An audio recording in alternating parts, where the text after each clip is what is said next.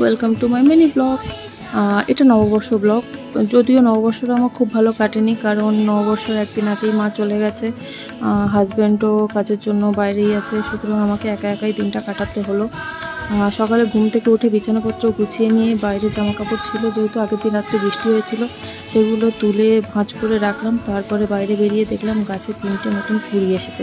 দেখে তো খুবই ভালো লেগেছে। এই নববর্ষে একটাই সুন্দর জিনিস হয়েছে আমার সাথে। তারপরে ব্রাশ ট্রাশ করে জামা কাপড় গুছিয়ে রেখে আগের দিন রাত্রে মেথি মুড়ির জলটা খেলাম। তারপরে নিজের জন্য ব্রেকফাস্ট একটা এক্সপেরিমেন্ট করলাম, চিড়ের টিক্কা, যেটা খেতে খুবই অসাধারণ হয়েছিল। তারপরে 11টার সময় হাজব্যান্ড কল করে বলল ফ্রিজে লেবু আছে, ওটা বের করে জুস বের করে খেয়ে নাও, নাহলে কিন্তু খুব বকা খাবে। তাই কাজ করলাম, জুসটা খেয়ে নিলাম, নাহলে কেন বকা খাবো বেকার বেকার। তারপরে নিজের জন্য দুপুরে বিরিয়ানি বানিয়েছিলাম। বিরিয়ানি খাওয়ার পরে একটু মিষ্টি খাওয়ার ক্রেভিংস হচ্ছিলো, তাই জন্য ফ্রিজ থেকে গোলাপ জামুন বের করে একটু গরম করে খেয়ে নিয়েছি। তারপর ড্রয়িংয়ের একটু কাজ করছিলাম, ভালো লাগছিল না যেহেতু একা একা আছি।